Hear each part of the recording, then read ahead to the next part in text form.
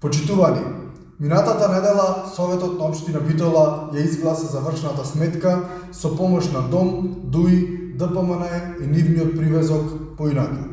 Дали и официјално ДПМН ја потврди коалицијата со ДУИ и ДОМ на следните парламентарни избори, подпомогнати од поинаку на локално ниво.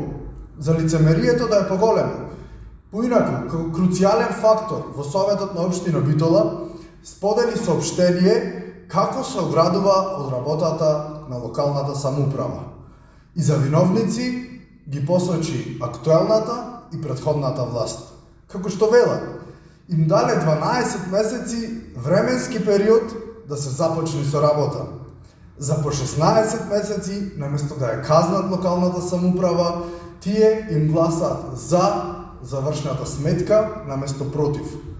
А со тоа, битолчани ќе добија шанса да изгласаат ново мнозинство во Советот. Да не заборавиме дека главна заложба им беше стационарот за бездомни куќина кои не успеа ни да го започнат со градба во 16 месеци уживање на власт. Само за привремени вработувања, локалната самоуправа потрошила нешто повеќе од 7.350.000 денари, односно ДПМН и поинаку имаат вработено преку 30 нови партиски војници, највеќе како комунални редари од кои не видовме, ама буквално никаков ефект. Позицијата комунален редар беше измислена позиција за да се задоволат потребите на поинаку и ДПМН за вработување на партиска клиентела која не вроди со плод. Трансферирале близу 74 милиони денари до невладини организации.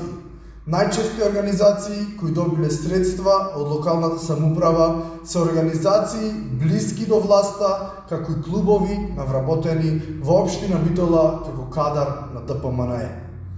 Ваквите трансфери се одобрени од претседателката на Совет и за истите мудро молчи.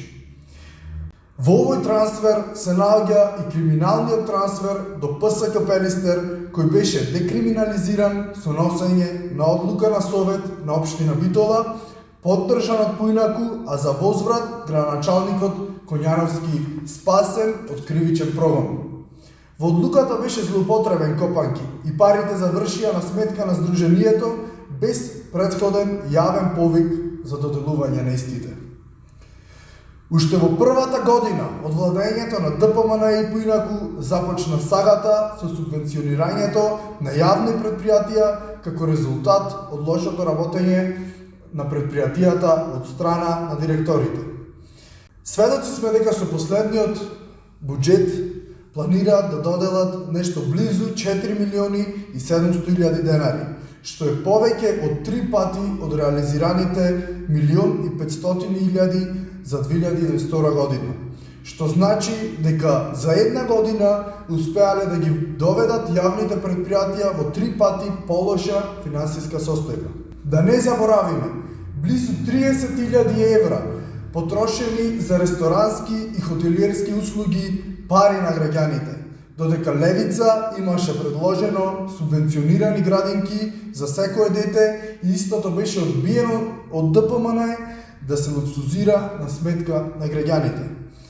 Нема слух за лицата со интелектуална попреченост и не успеа да обезбедат 200 метри квадратни за дневен центар, каде на тие лица ќе им се олесни животот и ќе се приспособат за нормално функционирање во секојдневието.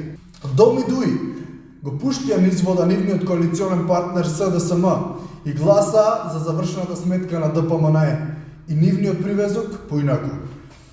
СДСМ останаа воздржани за ваквото насилно трошење на буџетот и потајно го поддржаа работењето на локалната самоуправа. Единствени кои рекоа не и гласаа против ваквата злоупотреба на буџетот беше Левица.